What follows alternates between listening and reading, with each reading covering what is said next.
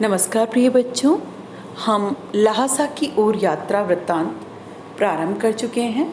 अब हम देख रहे हैं कि सुमति के साथ लेखक राहुल सांस्कृत्यायन जो है वो लंकोर के रास्ते पर निकल पड़े हैं और चढ़ाई में गलत रास्ता पकड़ लेने से वे भटक भी गए हैं, लेकिन उन्हें सुमति मिल गए हैं और वे आगे बढ़ रहे हैं। अब हम टिंगरी के विशाल मैदान में थे जो पहाड़ों से घिरा टापू सा मालूम होता था, जिसमें दूर एक छोटी सी पहाड़ी मैदान के भीतर दिखाई पड़ती है। उसी पहाड़ी का नाम है टिंगरी समाधि गिरी। आसपास के गांवों में भी सुमति के कितने ही यजमान थे। कपड़े की पतली पतली चिरी बत्तियों के गंडे ख़त्म नहीं हो सकते थे, क्योंकि बोध गया से लाए कपड़े के ख़त्म हो जाने पर किसी कपड़े से बोध गया का गंडा बना लेते थे। वह अपने यजमानों के पास जाना चाहते थे। मैंने सोचा यह तो हफ्ता भर इधर ही लगा देंगे। मैंने उनसे कहा कि जिस गांव में ठहरना हो उसमें भले ही गंडे बांट दो, मगर आसपास के गांवों में मत जाओ। इसके लिए मैं तुम्हें लहासा पहुंचकर रुपए दे दूंगा। सुमिति ने स्वीकार किया। दूसरे दिन हम भरिया ढूंढने की कोशिश की, लेकिन कोई न मिला। सवेरे ही चल दिए होते तो अच्छा था, लेकिन अब 10-11 बजे की तेज़ धूप में चलना पड़ रहा था। तिब्बत की धूप भी बहुत कड़ी मालूम होती है। यद्यपि थोड़े से भी मोटे कपड़े से सिर को ढक लें तो गर्मी खत्म हो जाती है। आप 2 बजे सूरज की ओर मुंह करके चल रहे हैं। ललाट धूप से जल रहा है, पीछे का कंधा बर्फ़ हो रहा है। फिर हमने पीठ पर अपनी अपनी चीज़ें लादी, डंडा हाथ में लिया और चल पड़े। यद्यपि सुमति के परिचित टिंगरी में भी थे, लेकिन वह एक और यजमान से मिलना चाहते थे। इसलिए आदमी मिलने का बहाना कर शेखर विहार की ओर चलने के लिए कहा।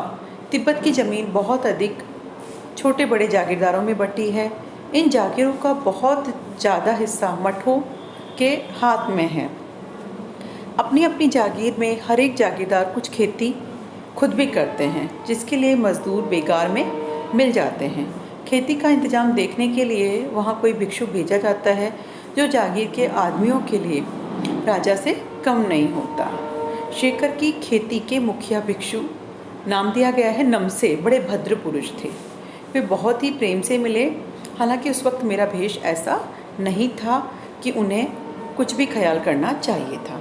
देखिए, लेखक जो है वो सुमति के साथ शेखर विहार पहुंच गए हैं और वहाँ पे जो बौद्ध भिक्षु है उनको बहुत बड़ी जागीर दे करके और उसका मालिक एक तरह से नियुक्त करके भेज दिया जाता है और वे ही वहाँ का प्रबंध देखते हैं। नमसे एक बौद्ध भिक्षु ही हैं जो कि शेखर विहार की खेती को देखते हैं और वो बहुत ही भद्र पुरुष हैं।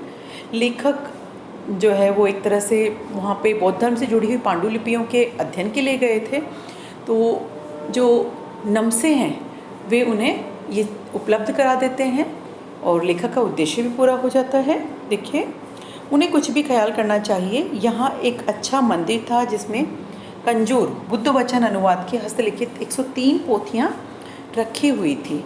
मेरा आसन भी वहीं लगा। वह बड़े मोटे कागज़ पर अच्छे अक्षरों में लिखी हुई थी। एक एक पोथी 15-15 सेर से कम नहीं रही होगी, मतलब 15 किलो की एक पोथी मतलब पुस्तक। सुमिति ने फिर आसपास अपने यजमानों के पास जाने के लिए बारे में पूछा। मैं तब तक पुस्तकों के भीतर था, इसलिए मैंने उन्हें जाने के लिए कह दिया। दूसरे दिन वह गए। मैंने समझा था 2-3 दिन लगेंगे, लेकिन वह उसी दिन दोपहर बाद चले आए। टिंगरी गांव वहाँ से बहुत दूर नहीं था। हमने अपना अपना सामान पीठ पर उठाया और भिक्षु निमसे से विदाई लेकर चल पड़े। तो ये बहुत ही रोचक यात्रा वृत्तांत है और इससे हमें उस समय के तिब्बती समाज की जानकारी मिलती है। धन्यवाद।